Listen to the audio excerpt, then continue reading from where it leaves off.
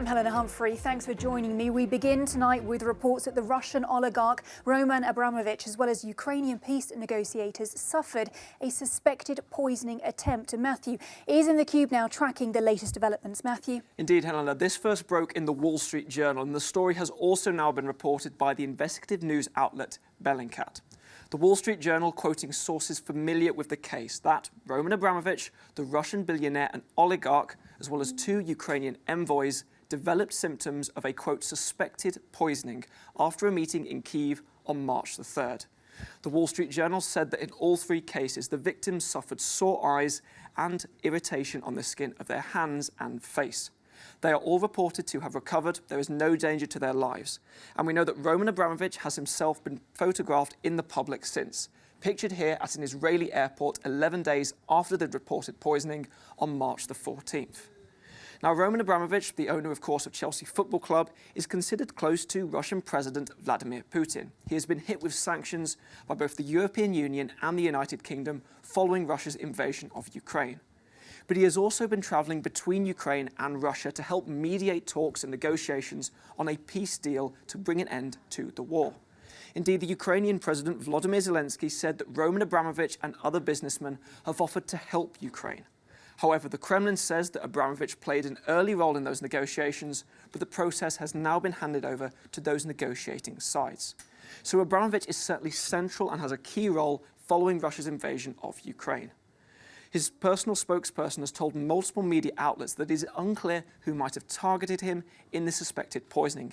And indeed, at this stage, it is still unclear what exactly kind of poisoning this might have been and who or what might have been responsible. According, though, to Bellingcat, the investigative outlet, and their teams, they say, quote, that it was most likely the result of an international poisoning with an undefined chemical weapon. A chemical weapon that may have been in chocolate or water that the three victims had taken before this meeting in Ukraine.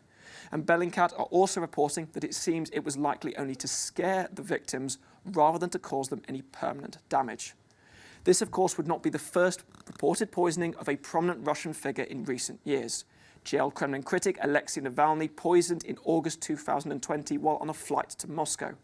The former Russian military intelligence officer Sergei Skripal and his daughter Yulia suffered a suspected poisoning in the United Kingdom in 2018. And before that, you also had former FSB officer Alexander Litvinenko, who died in 2006 after another suspected poisoning. Helena, the Secretary General of NATO, Jens Stoltenberg, has told Euronews that any such use of a chemical or biological weapon would fundamentally change the nature of this conflict. And this development, this reported poisoning of Roman Abramovich, is certainly a key dramatic turn in this war in Ukraine. It absolutely is. Matthew, thank you so much for tracking the latest developments in that breaking story. Well, for more on this, we can go straight over now and speak to our Russia correspondent, Galina Polanskaya, who is standing by for us. Galina, good to see you. We're going to be talking about what is a potentially shocking development. The Wall Street Journal reporting that it was carried out by so-called Moscow hardliners who want to sabotage peace talks. What do we know about these so-called hardliners, if anything? Well, for now, what we know is indeed that the report, those people who are quoted in the report, they were talking about hardliners from Moscow who wanted to sabotage the peace talks in Ukraine. We also know that the Ukrainian delegation does not actually confirm the fact of poisoning. They say that everything is all right, that all of the members of the negotiation teams are in good health and the talks are going on. So we have to be very, very careful right now while trying to understand what has really happened. We also know that Roman Abramovich has never been the official negotiator.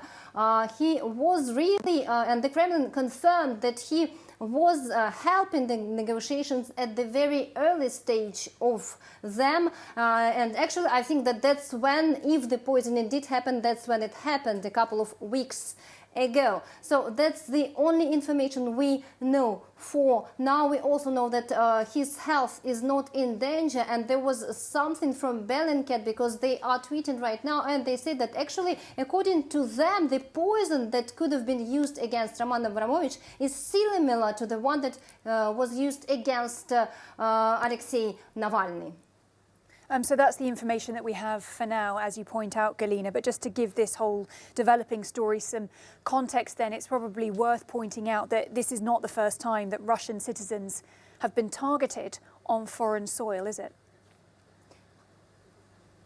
Well, exactly. We have just heard all of those names. Alexander Litvinenko, Skripals, they were poisoned in the UK, and we, with a nerve agent, and we also know that Russia has always been denying all of those facts of poisoning, even though there were sanctions. Russia always said that there was no proof that it is behind it. And we also know about Alexei Navalny. It was not outside Russia, it was inside Russia, but still he was poisoned with an agent, and after he had to be taken to Berlin. And when he came back to Russia, who denies? Everything says that there is no proof. He was arrested and now in jail. So we will be following very, very closely this story of Roman Abramovich, of course, because many Russian media are right now on it after the Wall Street Journal publication, and they have their own sources, and we might probably know more details later on.